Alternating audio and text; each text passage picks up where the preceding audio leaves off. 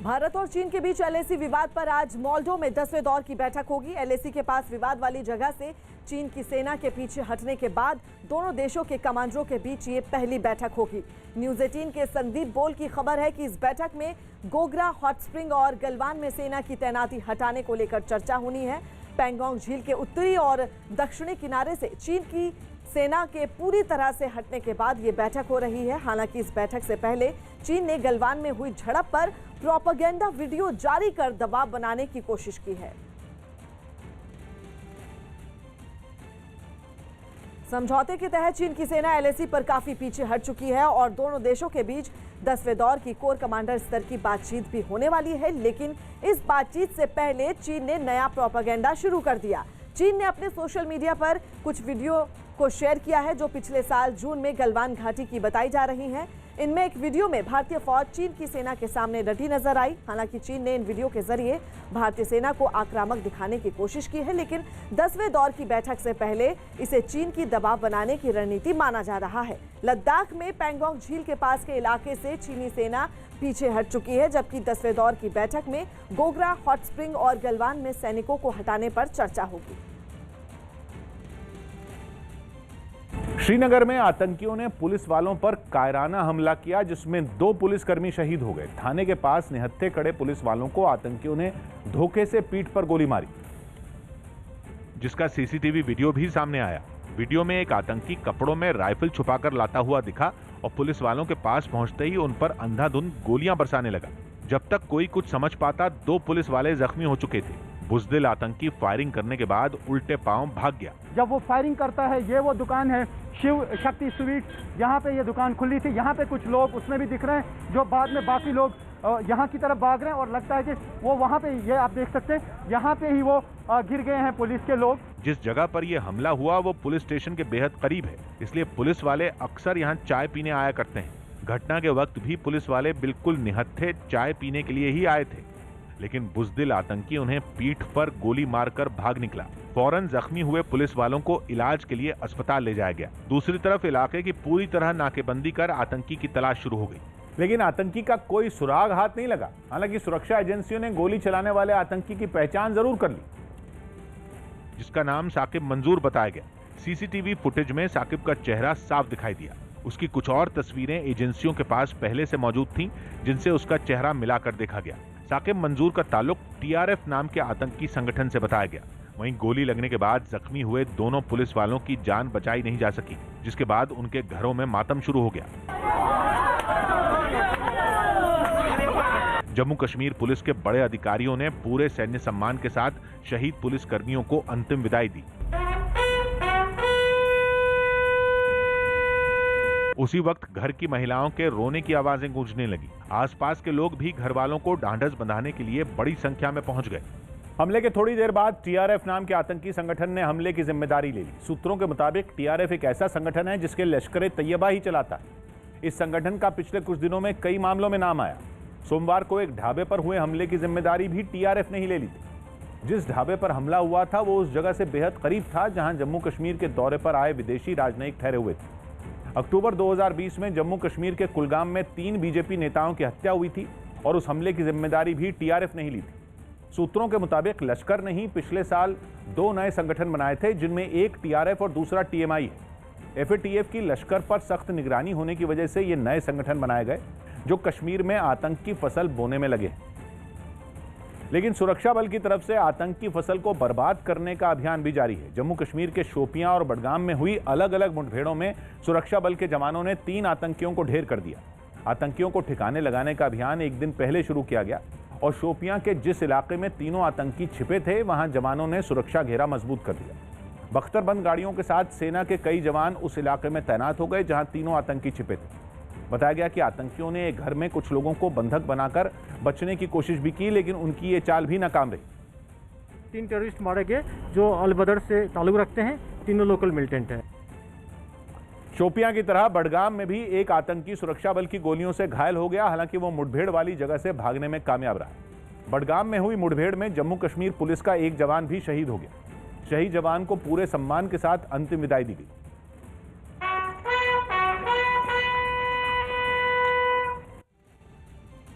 जम्मू कश्मीर के रामबन में पहाड़ का एक छोटा हिस्सा टूटकर सड़क पर आ गया, जिससे जम्मू और श्रीनगर को जोड़ने वाला हाईवे बंद हो गया। पिछले कई दिनों से रामसू इलाके में पहाड़ों से लगातार मलबा आ रहा है, जिसे हटाने का काम जारी है।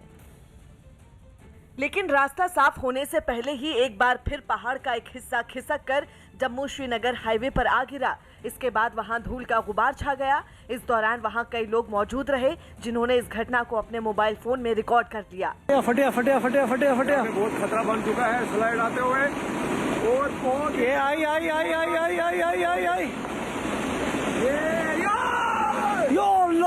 पहाड़ टूटने की इस घटना को देखकर वहां मौजूद लोग खौफ से भर गए। लोगों को ये डर भी था कि पहाड़ से अभी और मलबा आ सकता है, जिसकी वजह से वो लोग दूसरे लोगों को दूर हटने के लिए कहते रहे।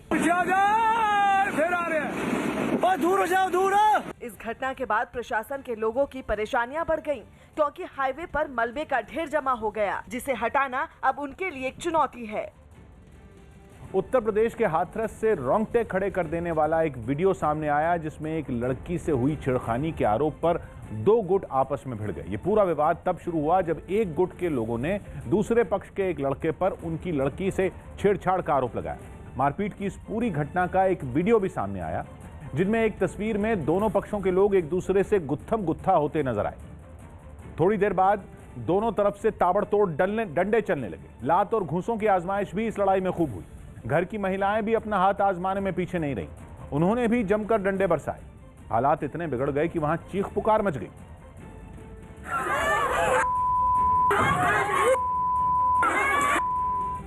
डंडों की मार से खुद को बचाते हुए कुछ लोग तो पास के नाले में गिर पड़े। इस मंजर को देखकर ऐसा लगा जैसे सभी लोगों के सिर पर खून सवार हो।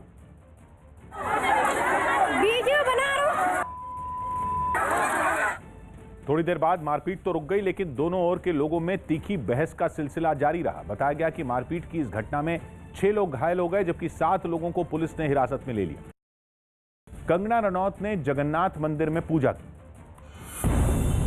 कंगना रनौत ओडिशा के पुरी पहुंची, जहां उन्होंने जगन्नाथ मंदिर में पूजा की। 4 धाम में से एक धाम है, तो यहाँ पे मैं स्पिरिचुअल रीजन के लिए आई हूँ। उत्तराखंड के डीजीपी अशोक कुमार ने देहरादून में यूपी, पंजाब, हरियाणा, दिल्ली और चंडीगढ़ के पुलिस अधिकारियों के साथ एक बैठक की, जिसमें हरिद्वार में होने वाले कुंभ मेले पर बात की गई। इस बैठक में एनआईए के अधिकारी भी शामिल रहे। कुंभ मेला 1 से 30 अप्रैल तक चलेगा। दिल्ली के पास नोएडा में बन रहे एक फ्लाईओवर के पिलर का कुछ हिस्सा गिर गया। इस हादसे में वहां काम कर रहे 2 मजदूर घायल हो गए, जिन्हें इलाज के लिए अस्पताल में भर्ती करवाया गया। इस मामले में नोएडा अथॉरिटी ने पुल बनाने वाली कंपनी उत्तर प्रदेश राज्य सेतु निगम पर 10 लाख का जुर्माना भी लगा दिया। अर्जुन तेंदुलकर ने मुंबई इंडियंस टीम में चुने जाने पर सभी का शुक्रिया अदा किया। साथ ही उन्होंने बताया कि वो मुंबई इंडियंस के काफी बड़े प्रशंसक हैं। I'm excited to join the MI Peloton. BJP नेता अमित मालवीय ने राजस्थान के मकराना की सुन्नी जामा मस्जिद के मौलवी शमसुद्दीन कादरी का वीडियो ट्वीट किया। उन्होंने दावा किया कि मस्जिद से 2025 का डर दिखाकर लोगों को राहुल गांधी की रैली में जाने को कहा गया। सभा स्थल पर पहुंच करके अपनी जिंदादिली का सबूत पेश करें और एकजुटता का परिचय दें। ये इसलिए भी जरूरी है कि आपके सर पर 2025 की तलवार लटक रही है। वीडियो सामने आते ही बीजेपी ने कांग्रेस पर हमले तेज कर दिए। मौलाना साहब मस्जिद से ऐलान कर रहे हैं और जो कहा उन्होंने वो कांग्रेस की भाषा है। हिमाचल प्रदेश के मंडी से हैरान कर देने वाला एक वीडियो सामने आया, जिसमें कुछ महिलाओं ने मिलकर एक आदमी की जमकर पिटाई कर दी। बताया गया कि उनके बीच गांव के रास्ते को चौड़ा करने के मुद्दे पर विवाद हुआ था, जिसकी कुछ तस्वीरें भी सोशल मीडिया पर वायरल हो गई, जिनमें एक तस्वीर में वो आदमी रास्ता चौड़ा करने के काम में जुटी एक महिला को धक्का देता हुआ दिखाई दिया। इसके बाद वहां मौजूद कई महिलाएं उस पर पत्थर और लाठी लेकर टूट पड़ी। सबसे पहले एक महिला ने उस पर मिट्टी के बड़े ढेले से वार किया और उससे भिड़ गई, जिसके बाद वो आदमी उस महिला पर घूंसे बरसाने लगा। इस बीच उस महिला ने उसे जमीन पर गिरा दिया और उसके गिरते ही दूसरी महिलाएं उस पर टूट पड़ी। एक महिला तो उस पर लाठी से ताबड़तोड़ वार करने लगी, जबकि दूसरी महिलाएं उस पर पत्थर बरसाने लगी। जमीन पर गिरा वो आदमी महिलाओं की गिरफ्त से छूटने की हर मुमकिन कोशिश करने में जुटा रहा, लेकिन उसकी एक न चली। इस दौरान एक दूसरी महिला ने उसे बचाने की कोशिश की। इसी बीच वहां एक बुजुर्ग आदमी पहुंचा और वो मारपीट कर रही महिलाओं पर लाठी लेकर टूट पड़ा, जिसकी वजह से जमीन पर गिरा आदमी छूट गया। हालांकि इसके बाद भी वहां काफी देर तक बवाल होता रहा। पिछले साल LAC पर हुई झड़प में चीन ने अपने सैनिकों की मौत की बात कबूल कर ली। न्यूज़ 18 के संदीप बोल की रिपोर्ट है कि करीब 8 महीने बाद चीन ने माना कि गलवान में भारतीय सेना के साथ हुई झड़प में उसके जवान मारे गए थे। हालांकि चीन ने इस घटना में अपने 4 सैनिकों के मारे जाने की बात कही और 1 सैनिक के घायल होने का जिक्र किया, लेकिन माना जा रहा है कि चीनी सैनिकों की मौत का आंकड़ा इससे कहीं ज्यादा है। चीन उन आंकड़ों को छिपाकर चालाकी दिखाने की कोशिश कर रहा है। पिछले साल जून के महीने में हुई झड़प में भारत के 20 जवान शहीद हुए थे, जबकि दुनिया की कई एजेंसियों ने चीन के 40 से ज्यादा सैनिकों की मौत का दावा किया था। हालांकि अब समझौते के तहत चीन की सेना LAC पर काफी पीछे हट चुकी है और दोनों देशों के बीच 10वें दौर की कोर कमांडर स्तर की बातचीत भी होने वाली है। इस बातचीत से पहले चीन ने नया प्रोपेगेंडा शुरू कर दिया। चीन ने अपने सोशल मीडिया पर कुछ वीडियो जारी किए जो पिछले साल जून में गलवान घाटी के बताए गए। इनमें एक वीडियो में भारतीय फौज चीन की सेना के सामने डटी नजर आई। हालांकि चीन ने इन वीडियो के जरिए भारतीय सेना को आक्रामक दिखाने की कोशिश की, लेकिन 10वें दौर की बैठक से पहले इसे चीन की दबाव बनाने की रणनीति माना जा रहा है। लद्दाख में पेंगोंग झील के पास के इलाकों से चीनी सेना पीछे हट चुकी है, जबकि 10वें दौर की बैठक में गोगरा, हॉट स्प्रिंग और गलवान में सैनिकों को हटाने पर चर्चा होगी। उत्तर प्रदेश के अमरोहा से हैरान कर देने वाला एक वीडियो सामने आया, जिसमें एक कार आग की भीषण लपटों में घिर गई।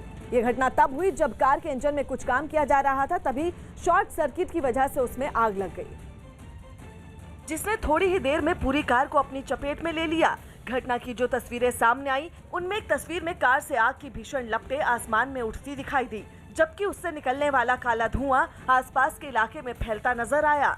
इस घटना की वजह से वहां लोगों की भीड़ जमा हो गई, लेकिन किसी ने भी आग बुझाने तक की कोशिश नहीं की। गाड़ी वेल्डिंग कराने आया था, बैटरी का जरा सा टाका लगवाने आया था, पीछे से पेट्रोल टपका और उसमें शॉर्ट सर्किट आ गया। हालांकि घटना की जानकारी मिलते ही वहां फौरन फायर ब्रिगेड की एक गाड़ी पहुंची और फिर पाइप की मदद से कार में लगी आग पर पानी की बौछार की गई। थोड़ी ही देर में आग को बुझा लिया गया, लेकिन तब तक कार जलकर राख हो चुकी थी। पृथ्वी पर जलवायु परिवर्तन का ऐसा कहर टूट रहा है कि मौसम मनमानी करने लगा है। पश्चिम एशिया के रेगिस्तानी इलाके में जहां सर्दियों में भी गर्मी होती है, वहां बर्फीले तूफान ने आतंक फैलाने की कसम खा ली। इजराइल, लेबनान और जॉर्डन जैसे देशों के जिन इलाकों में बरसों से बर्फबारी नहीं हुई थी, वहां भी धुआंधार बर्फ गिर पड़ी है और हाल यह हो गया है कि गर्म इलाका भी बर्फिस्तान की शक्ल लेने लगा है। जॉर्डन की राजधानी अम्मान से आई तस्वीरों में दूर दूर तक जहां तक नजर गई बस बर्फ ही बर्फ दिखी। कोहरे की वजह से कुछ दूरी के बाद दिखाई देना भी बंद हो गया। कुछ जगह तो बर्फीली हवा की रफ्तार 100 किलोमीटर प्रति घंटे को भी पार कर गई। मौसम की मार ऐसी पड़ी कि कोरोना का टीका लगाने का काम भी ठप पड़ गया, लेकिन बर्फ को देखकर लोग ऐसे मंत्रमुग्ध हुए कि खुद को मस्ती करने से रोक नहीं पाए। 6 سنين ما وصلناش الثلج بالذات على المناطق العالية لأنها في عمان। ठीक जॉर्डन जैसा हाल लेबनान का भी होता नजर आया, बल्कि वहां की बेका घाटी से आई तस्वीरें देखकर ये कह पाना मुमकिन ही नहीं था कि ये लेबनान है, क्योंकि वो यूरोप के ठंडे इलाकों जैसी नजर आई। बर्फीले तूफान ने लेबनान की सूरत ही बदल डाली, सड़कें बंद हो गई, कई इलाकों में बिजली भी कट गई। मध्य प्रदेश के इंदौर से हैरान करने वाला एक वीडियो सामने आया, जिसमें कुछ लोगों ने मिलकर चोरी के आरोप में एक आदमी की जमकर पिटाई कर दी। आरोप है कि वो आदमी बस से एक यात्री का बैग चुराकर भाग रहा था, जिसे लोगों ने दौड़कर पकड़ लिया और फिर उसकी जमकर मरम्मत की गई। मारपीट की जो तस्वीरें सामने आई, उनमें एक तस्वीर में एक आदमी उस पर ताबड़तोड़ डंडे बरसाता नजर आया। तभी पीछे से आए एक आदमी ने उस पर दनादन थप्पड़ चलाने शुरू कर दिए। काली रंग की शर्ट पहने एक दूसरे आदमी ने भी उस पर अपने हाथ साफ किए। इस दौरान वहां लोगों की भीड़ जुट गई, लेकिन किसी ने मारपीट कर रहे लोगों को रोकने की कोशिश तक नहीं की।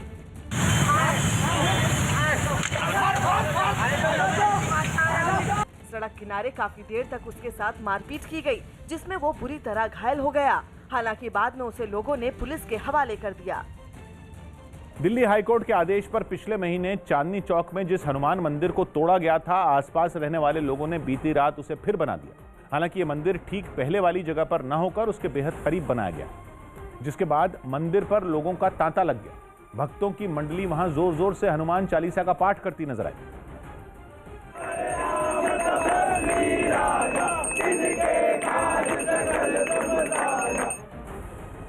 सामने आई तस्वीरों में चांदनी चौक में सड़क के बीचों बीच टिन की शीटों से छोटा सा मंदिर बना नजर आया। मंदिर के अंदर हनुमान की उसी मूर्ति की स्थापना की गई जो पुराने मंदिर में हुआ करती। चांदनी चौक रीडेवलपमेंट प्लान के चलते जिस मंदिर को तोड़ा गया था, कल रातों रात उस मंदिर की स्थापना यहाँ के लोगों ने कर दी है। दिल्ली बीजेपी अध्यक्ष आदेश गुप्ता भी नए नवेले हनुमान मंदिर में दर्शन करने पहुंच गए। उन्होंने वहां पूजा की और पुराना मंदिर तोड़ने का आरोप दिल्ली सरकार पर मढ़ते हुए मुख्यमंत्री अरविंद केजरीवाल को घेरा।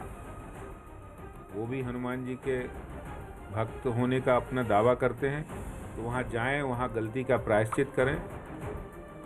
वहीं आम आदमी पार्टी ने भी चांदनी चौक में नया हनुमान मंदिर बनाने का समर्थन किया। मुझे पता चला कि वहाँ पे मंदिर बन गया है, तो मैं भी कल जाऊंगा।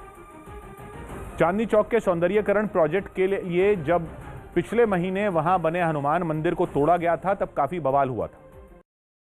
फिल्म बेल बॉटम 28 मई को रिलीज होगी।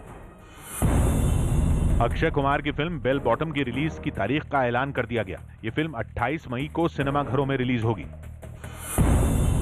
राहुल गांधी और प्रियंका गांधी समेत कई नेताओं ने पूर्व केंद्रीय मंत्री कैप्टन सतीश शर्मा को अंतिम विदाई दी। सतीश शर्मा का अंतिम संस्कार दिल्ली के लोधी रोड में किया गया। इस दौरान राहुल ने भी पार्थिव शरीर को कंधा दिया। कैप्टन सतीश शर्मा 73 साल के थे और 2 दिन पहले कैंसर की वजह से उनका गोवा में निधन हो गया था। श्रीलंका के तेज गेंदबाज धमिका प्रसाद ने अंतर्राष्ट्रीय क्रिकेट से संन्यास ले लिया। 37 साल के धमिका ने अपने करियर में 25 टेस्ट, 24 वनडे और 1 T20 मैच खेला। इनमें उन्होंने कुल 107 विकेट हासिल किए। शिवराज सरकार में मंत्री कमल पटेल ने राज्य में अवैध खनन के मुद्दे पर एक चिट्ठी लिखी, जिसमें उन्होंने अपनी ही सरकार के दावों पर सवाल उठा दिए। इस चिट्ठी ने कांग्रेस को बैठे बिठाए शिवराज सिंह चौहान पर हमले का मौका दे दिया। आपका मंत्री आपको कहता है आपकी सरकार माफियाओं के खिलाफ कुछ नहीं करती। चिट्ठी लिखने के पीछे कमल पटेल की मंशा को सही बताते हुए मध्य प्रदेश सरकार ने बचाव की कोशिश की। वही भाव है कि अवैध उत्खनन नहीं होना चाहिए और अवैध उत्खनन की रोकथाम होनी चाहिए। दिल्ली के शिक्षा निदेशक उदित प्रकाश राय अपना एक वीडियो वायरल होने पर घिर गए, क्योंकि इस वीडियो में वो परीक्षा देने वाले छात्रों को आंसर शीट में कुछ भी लिखने को कहते दिखे। अगर क्वेश्चन का आंसर नहीं आ रहा है तो क्वेश्चन को ही रिपीट कर दें। हमें ब्लैंक कुछ नहीं छोड़ना है। हमें सीबीएसई को ही बोला हुआ है कुछ भी अगर बच्चा लिख देगा तो नंबर मिलेगा। जिसके बाद बीजेपी ने इस मुद्दे पर दिल्ली सरकार को घेर लिया। बच्चों के फ्यूचर के साथ खिलवाड़ कर रहे हैं दिल्ली सरकार। लेकिन आम आदमी पार्टी ने पूरी जानकारी जुटाने से पहले इस बारे में कुछ भी कहने से इनकार कर दिया। ऐसा कोई ऑडियो सुना नहीं तो मुझे ज़्यादा आइडिया नहीं होगा, तो उस पर मैं कुछ कमेंट नहीं कर सकता। श्रीनगर में पुलिसकर्मियों पर हमले के बाद सुरक्षा बल ने आतंकियों की तलाश तेज कर दी है। पुलिस ने श्रीनगर में पुलिसकर्मियों पर फायरिंग करने वाले आतंकी साकिब मंजूर की तस्वीर भी जारी की है। यह आतंकी श्रीनगर के ही बारजुल्ला का रहने वाला है, जिसकी तलाश में श्रीनगर और आसपास के इलाकों में सर्च ऑपरेशन चलाया जा रहा है। एक दिन पहले श्रीनगर के बारजुल्ला इलाके में इस आतंकी ने एक दुकान के पास खड़े पुलिसकर्मियों पर धोखे से पीछे से फायरिंग की थी, जिसका एक वीडियो भी सामने आया। वहीं आतंकियों की तलाश में चलाए जा रहे अभियान के दौरान सुरक्षा बल को बांदीपुरा से बड़ी कामयाबी मिली है। बांदीपुरा से लश्कर से जुड़े 2 आतंकियों को गिरफ्तार किया गया है। जब बागा चौक पर हमारे पुलिसकर्मी नॉर्मल रूटीन ड्यूटी कर रहे थे और उसी ड्यूटी के दौरान में बगल वाले शॉप पर कुछ सामान लेने गए थे। पीछे से एक मिलिटेंट जो लश्कर तैयबा से बिलोंग करता है आया और निहत्थे पुलिस वाले पर पीछे से फायर किया, जिसमें हमारे 2 जवान पलेसरी से जख्मी हो गए। उसको हम लोग हॉस्पिटल लाए। वह आशा के साथ कि डॉक्टर साहब बहुत प्रयास किए उनको सर्वाइव कराने के लिए, लेकिन दोनों मार्टेड हो गए और ये इंसिडेंट हुआ। यूपी के उन्नाव में दलित समुदाय की जिन 2 लड़कियों के शव संदिग्ध हालात में मिले थे, उनका कड़ी सुरक्षा के बीच अंतिम संस्कार कर दिया गया। इन दोनों लड़कियों के शव मिलने के बाद से ही वहां तनाव के हालात बने हुए हैं, इसलिए प्रशासन ने कड़ी सुरक्षा में उनका अंतिम संस्कार करने का फैसला किया। लड़कियों के शव जब अंतिम संस्कार के लिए ले जाए गए तो गांव के लोग कम और पुलिस वालों की भीड़ ज्यादा नजर आई। साथ ही पीड़ित परिवार की सुरक्षा में भी पुलिस के कई जवान मौजूद रहे। यूपी सरकार ने भरोसा दिया कि घटना के आरोपियों को किसी भी कीमत पर नहीं बख्शा जाएगा। जो भी दोषी होगा, कितनी पहुंच का होगा, हम कड़ी से कड़ी सजा दिलाएंगे।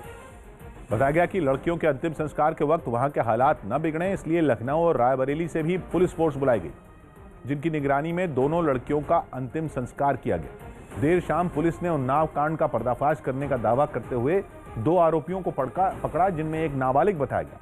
पुलिस ने जानकारी दी कि विनय नाम के आरोपी ने ही एक तरफा प्यार की वजह से इस घटना को अंजाम दिया। ये चौंकाने वाली बात भी सामने आई कि आरोपी ने पानी की बोतल में जहर मिलाकर सिर्फ एक लड़की को मारने की साजिश रची थी, लेकिन गलती से बाकी 2 लड़कियों ने भी वही पानी पी लिया। पुलिस के मुताबिक पकड़े गए दोनों आरोपी लड़कियों के घर के पास ही रहते हैं और उनकी आपस में काफी अच्छी जान पहचान बताई गई।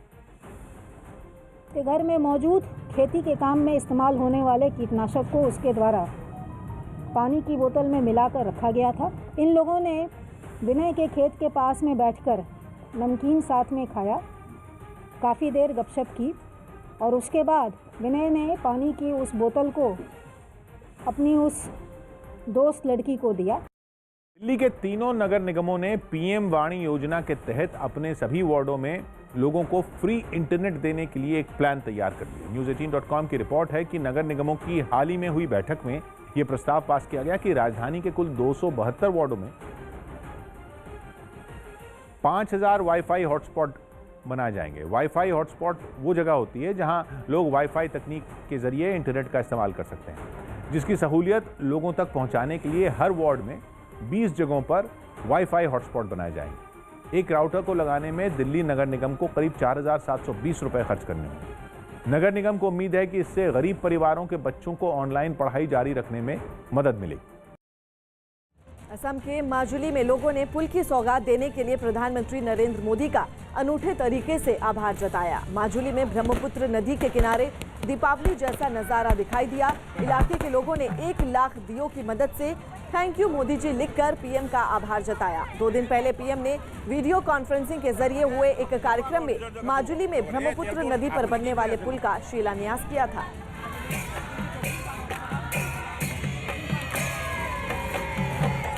अमेरिका के टेक्सास से दिल दहला देने वाली तस्वीरें सामने आई, जहां आग में एक इमारत जलकर सुहा हो गई। इस घटना में किसी व्यक्ति को तो नुकसान नहीं हुआ, लेकिन आग बुझाने में दमकल के पसीने छूट गए, क्योंकि भीषण ठंड की वजह से इलाके में मौजूद पानी की पाइपलाइन जम गई, जिसके बाद उन्होंने दूसरे इलाके से पानी का इंतजाम कर आग बुझाने की कवायद शुरू की। सामने आई तस्वीरों में एक तस्वीर में वो इमारत लपटों में घिरी नजर आई। उसका लगभग हर हिस्सा आग की जद में आ चुका था। उसकी खिड़कियों और बालकनी से लपटें और धुएं का गुबार उठ रहा। इस बीच इमारत के कुछ हिस्से टूटकर नीचे भी गिरते दिखे। आग बुझाने के लिए वहां फायर ब्रिगेड की कई टीमें अपनी पूरी ताकत झोंकती नजर आई। कुछ दमकल कर्मी हाइड्रोलिक क्रेन की मदद से इमारत के जल रहे हिस्सों पर पानी की बौछार करते नजर आए। Our main concern is water supply. Way down there is some water. That's where we're filling our. ये आग जिस इमारत में लगी वहां कई परिवार रहते थे, जिन्हें पहले ही सुरक्षित बाहर निकाल दिया गया। चारा घोटाले में सजा काट रहे लालू यादव को झारखंड हाई कोर्ट से झटका लगा। कोर्ट ने लालू यादव की जमानत अर्जी खारिज कर दी, जिसमें आधी सजा काट लेने का हवाला देकर जमानत मांगी गई थी, जिस पर कोर्ट ने कहा अभी आधी सजा कहां हुई है।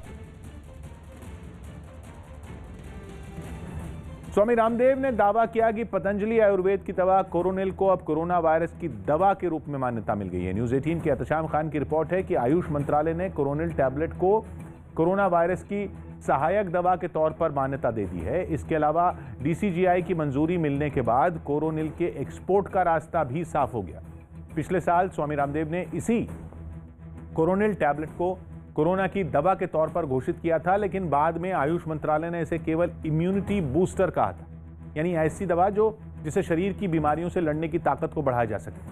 पतंजलि का दावा है कि पिछली बार आयुष मंत्रालय ने जानकारी का अभाव होने की वजह से इसे इम्यूनिटी बूस्टर कहा था।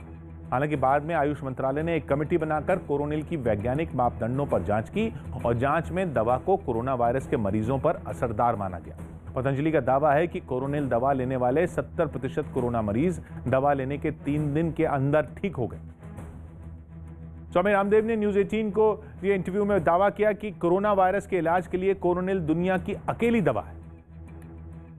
दुनिया की पहली दवाई हो गई है। देखो, वैक्सीन वो प्रिवेंशन है, वो दवाई नहीं। कोरोना होने के बाद कोई वैक्सीन नहीं करेगी का।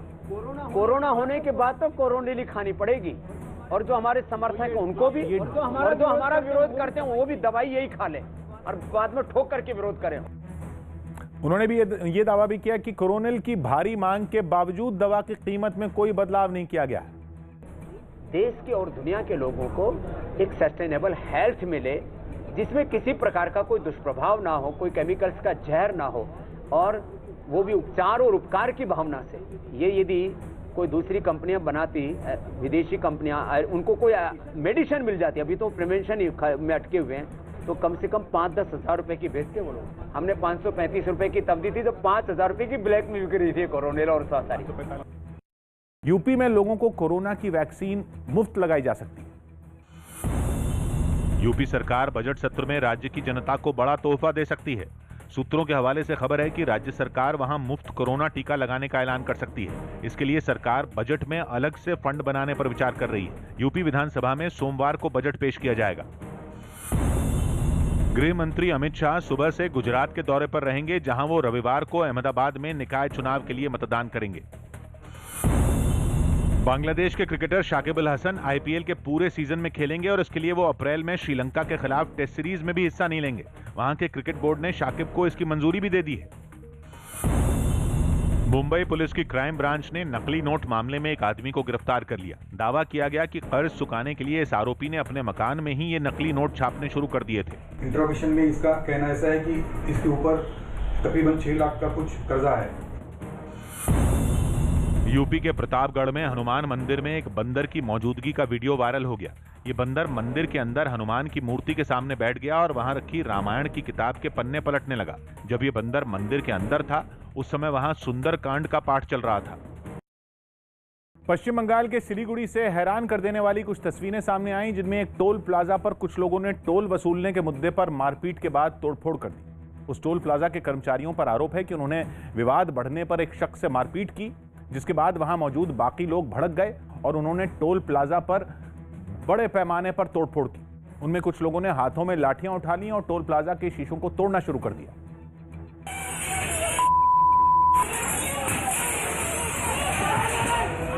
हंगामा बढ़ा तो पुलिस भी वहां पहुंच गई और तोड़फोड़ कर रहे लोगों को समझा बुझाकर शांत कराया।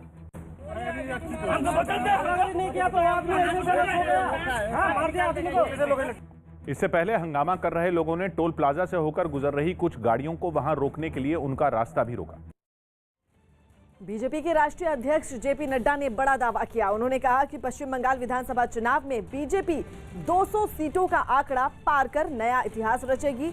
यही नहीं, उन्होंने केरल और तमिलनाडु में होने वाले विधानसभा चुनावों में भी बीजेपी का परचम लहराने का दावा किया। हिमाचल के बिलासपुर में अपने पिता से मिलने गए जेपी नड्डा ने कहा कि बंगाल में ममता बनर्जी के नीचे से जमीन खिसक चुकी है और बंगाल की जनता ने ममता सरकार को गिराने का मन बना लिया है। आने वाले चुनाव में बंगाल में भारतीय जनता पार्टी की सरकार बन रही है। 200 पार भारतीय जनता पार्टी के पक्ष में समर्थन वहाँ बंगाल की जनता देने को आतुर है। ममता जी की पाँव के नीचे से धरती खिसक चुकी है। लोगों ने तय कर लिया है कि ममता जी की सरकार, टीएमसी की सरकार को गिराना है और भारतीय जनता पार्टी की सरकार लानी है। जम्मू कश्मीर के सांबा में एक लड़की की संदिग्ध मौत पर 2 गांवों के लोग आमने सामने आ गए। लड़की के घर वालों ने उसके ससुराल वालों पर हत्या का आरोप लगाया और पूरे गांव के साथ लड़की के शव को लेकर उसकी ससुराल पहुंच गए। वहां उन्होंने पहले जमकर हंगामा किया और फिर लड़की के शव का वहीं अंतिम संस्कार कर दिया। मातम के इस माहौल में वहां हर तरफ दर्द भरी आवाजें सुनाई देने लगी। लेकिन अगले ही पल दोनों तरफ के लोग आमने सामने आ गए। दोनों गांव वालों के बीच हाथापाई होने लगी। मौके पर लाठियां लहराई जाने लगी।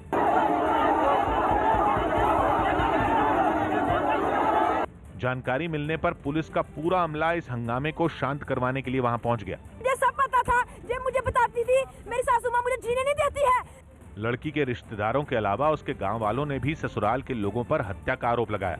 ये सुसाइड केस नहीं है, उन्होंने इसको गला दबा के मार दिया। फिलहाल पुलिस ने इस मामले में केस दर्ज कर लड़की के सास, ससुर और पति को गिरफ्तार कर लिया। म्यांमार के मेंडले में सैन्य शासन के खिलाफ प्रदर्शन में मारे गए एक प्रदर्शनकारी को लोगों ने मोमबत्तियां जलाकर श्रद्धांजलि दी। 9 फरवरी को राजधानी न्याप्योडो में एक प्रदर्शन के दौरान पुलिस ने 20 साल की उस प्रदर्शनकारी के सिर में गोली मार दी थी, जिसकी 10 दिनों बाद अस्पताल में मौत हो गई। जिसके बाद तख्ता पलट कर रहे लोगों ने उसे नम आंखों से श्रद्धांजलि दी। इसके लिए उस प्रदर्शनकारी की सड़क किनारे कई पोस्टर और तस्वीरें लगाई गईं। इसके बाद लोगों ने उसकी याद में वहां मोमबत्तियां जलाईं। कई लोग उसकी तस्वीर के पास लाल रंग का गुलाब लगाते दिखाई दिए। इतना ही नहीं, प्रदर्शनकारी के सम्मान में जुटे लोगों ने सैन्य शासक की तस्वीरों को अपने पैरों तले रौंदकर तख्ता पलट का विरोध भी किया।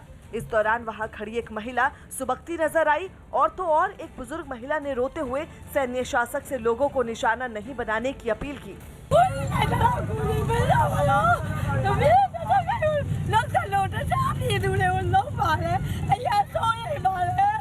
20 साल की उस महिला प्रदर्शनकारी को श्रद्धांजलि देने के लिए वहां लोगों की भीड़ जुट गई, जिसमें शामिल लोग काफी देर तक उसके सम्मान में वहीं खड़े रहे। पर्यावरण के क्षेत्र में काम करने वाले संगठन ग्रीन पीस की रिपोर्ट में प्रदूषण पर बेहद चौंकाने वाला दावा किया गया। न्यूज़ 18 की प्रियंका कांडपाल की रिपोर्ट है कि पिछले साल दुनिया के कई देशों में लॉकडाउन लागू होने के बावजूद वायु प्रदूषण का खतरा बरकरार रहा और दुनिया के 5 सबसे प्रदूषित शहरों में दिल्ली भी शामिल था।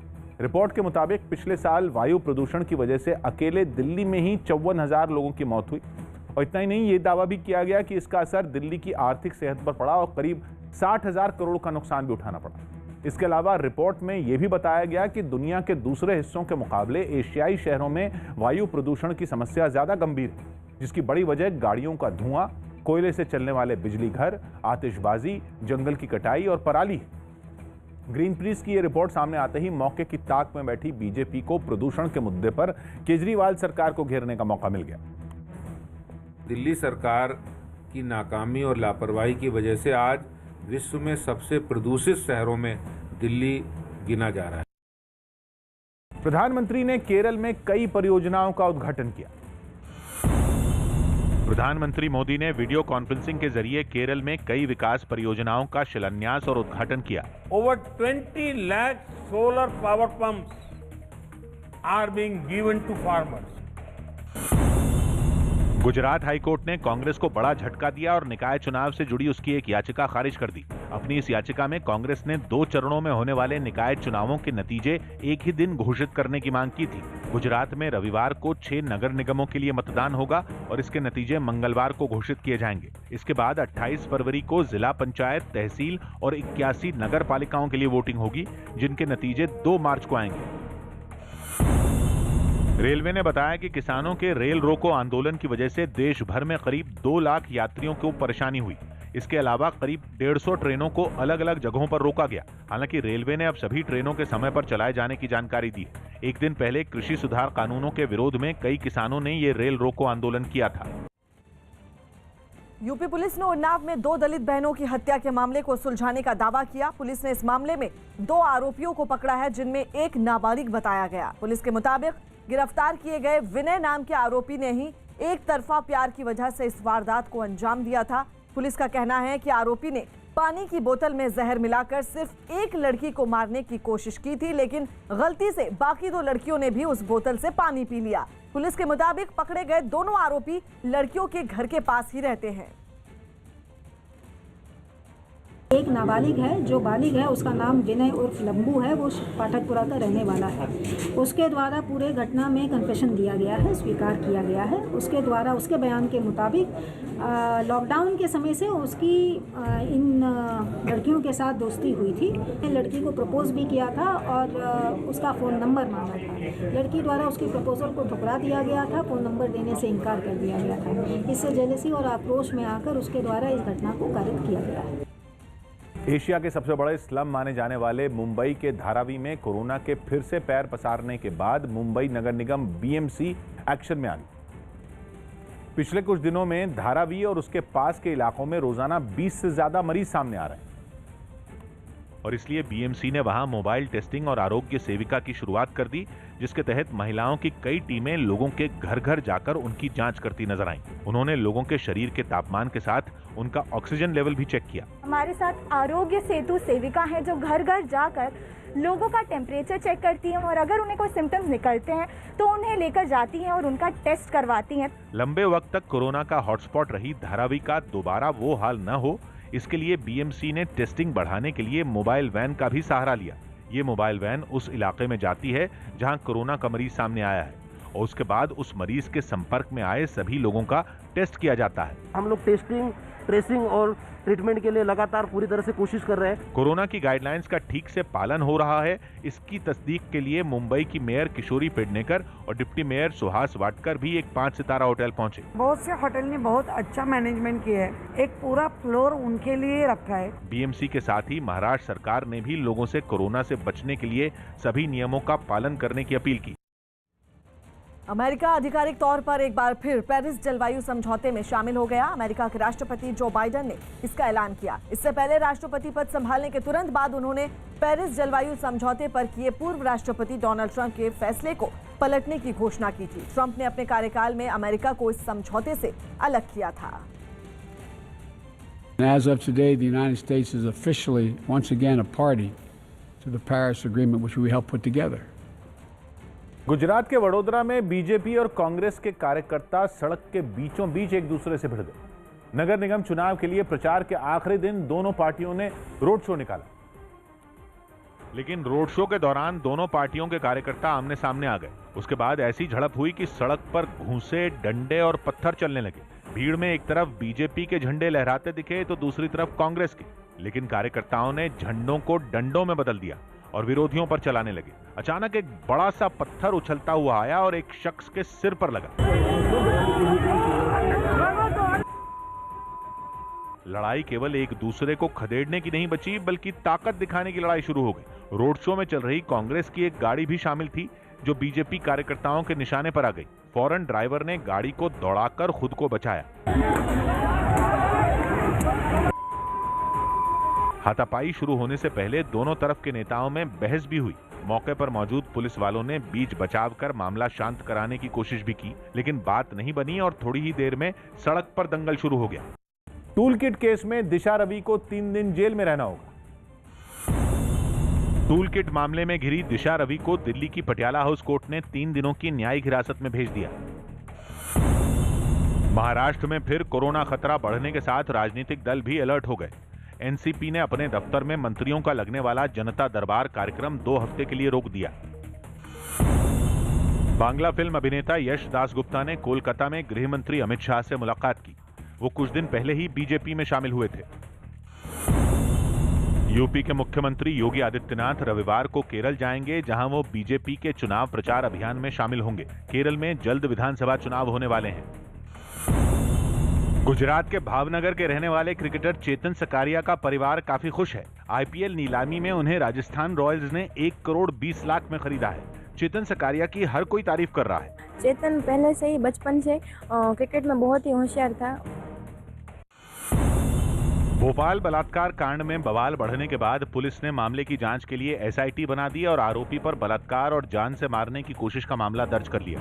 सीएसपी के नेतृत्व में रहेगी वो एसआईटी, वो जो केस को फर्दर इन्वेस्टिगेट करेगी। बच्ची से पूरी टीम जो है संपर्क में है लगातार। बलात्कार की ये घटना पिछले महीने की है, लेकिन तब पुलिस ने सिर्फ छेड़छाड़ का मामला दर्ज किया था। ऐसे में कांग्रेस को बैठे बिठाए शिवराज सरकार पर हमला करने का मौका मिल गया। राम भरोसे, भाषण भरोसे, हेडलाइन भरोसे, मीडिया के मैनेजमेंट भरोसे शिवराज जी का अभियान चल रहा है। वहीं बीजेपी ने मामले में निष्पक्ष जांच का भरोसा दिया। कोई कंप्लेंट करता है तो उसी धाराओं के अंतर्गत मामला दर्ज कराने के हमारे निर्देश है, और यदि ऐसा कुछ हुआ हो तो ये जांच का विषय है। नीति आयोग की गवर्निंग काउंसिल की आज अहम बैठक होने वाली है। इस बैठक में पश्चिम बंगाल की सीएम ममता बनर्जी के शामिल होने पर सस्पेंस बना हुआ है, जबकि पंजाब के मुख्यमंत्री कैप्टन अमरिंदर सिंह की जगह राज्य के वित्त मंत्री मनप्रीत सिंह बादल बैठक में शामिल होंगे। प्रधानमंत्री की अध्यक्षता में होने वाली इस बैठक में सभी राज्यों के मुख्यमंत्री शामिल होते हैं। वहीं हरियाणा के CM Manohar Lal Khattar video conferencing के जरिए इस बैठक में शामिल होंगे। इस बैठक में कृषि बुनियादी ढांचे और मानव संसाधन विकास से जुड़े मुद्दों पर चर्चा होनी है। लद्दाख में चीन से जारी तनाव के बीच भारत और अमेरिका राजस्थान के बीकानेर में एक बड़ा सैन्य अभ्यास कर रहे हैं। इस अभ्यास में पहली बार अमेरिका से मंगाई गई 600 राइफल देखने को मिली, जिसके शामिल होने से यह अभ्यास बेहद खास बन गया। बीकानेर की महाजन फायरिंग रेंज में दोनों देशों के सैनिक इन राइफलों से ताबड़तोड़ गोलियां बरसाते दिखे।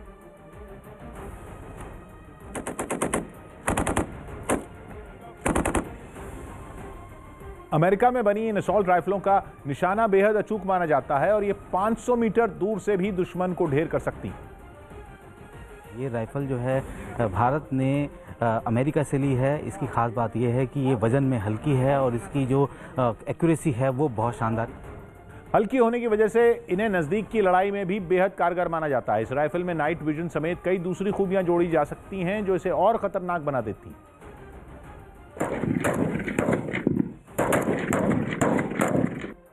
फिलहाल ऐसी 1.5 लाख राइफलें सेना में शामिल हो चुकी हैं जिन्हें पाकिस्तान और चीन की सीमा पर तैनात जवानों को दिया गया है। उत्तराखंड के चमोली में हुई तबाही के बाद